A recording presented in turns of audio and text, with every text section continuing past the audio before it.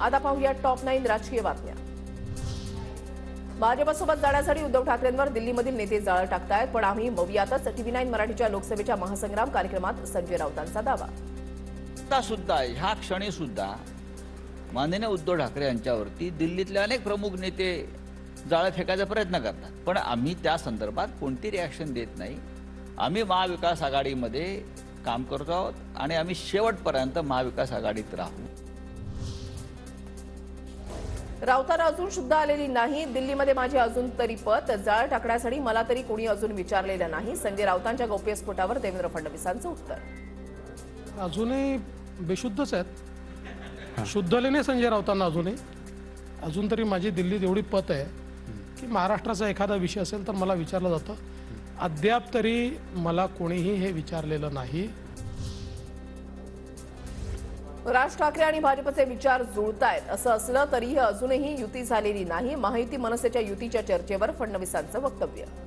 म्हणून काय त्यांची अलायन्स झाला अशी पण परिस्थिती नाहीये। आता मी एवढं नक्की म्हणू शकतो की आमचे आणि त्यांचे विचार हे बऱ्यापैकी सध्या जुळत आहेत। मेरे सुर मेरा तुम्हारा तो सुर बने हमारा अशी स्थिती यायची आहे।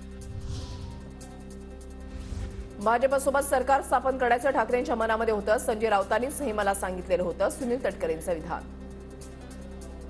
सरकार सोडावं आणि भाजपबरोबर सरकार स्थापन करावं असं दस्तूर खुद्द संजय राऊत यांनी मला सांगितलं। सुनील तटकरेंना खोटं बोलण्याचा नाद, शिवसेनेनं सोबत यावं असा ठाकरेंना मोदींचा कल दिसला। तटकरेंच्या दाव्यावर राऊतांचं उत्तर। असं काही झालं नाही, तटकरे खोटं बोलतात।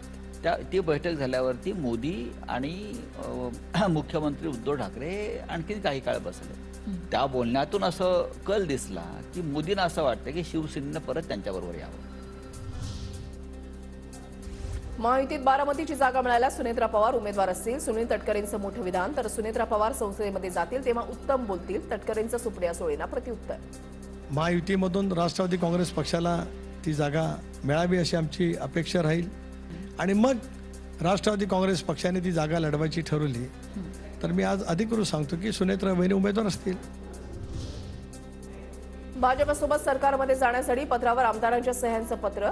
पत्रामध्ये भाजपसोबत जाण्यासंदर्भात स्पष्ट उल्लेख होता। सुनील तटकरेंचा दावा। अजितदादांनी कशासाठी सह्या घेतल्या हे अनेकांना माहितीही नव्हतं।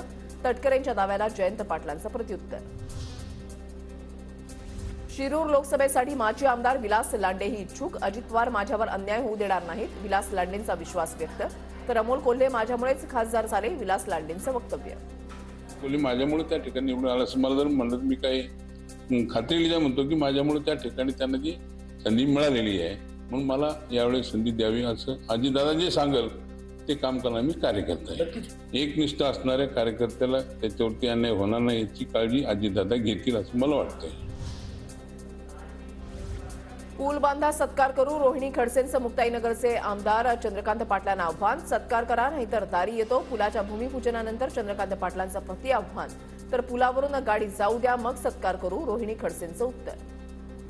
आता पुलाचं भूमिपूजन होत आहे, पूलही लवकर उभा राहून जाईल, मग सत्कार कराल ते येतील की मी जाय त्यांच्याकडे, हा एक प्रश्न आहे। आणि लवकरात लवकर मी आपल्या माध्यमातून त्यांनाही विनंती करेन की त्यांनी सत्कार करावा, कारण ते जसं बोलले तसं चालले असं काहीतरी म्हणता ना ते, तसा असेल तर सत्कार करतील, नसेल तर मी जाईल सत्कार करून घ्यायला।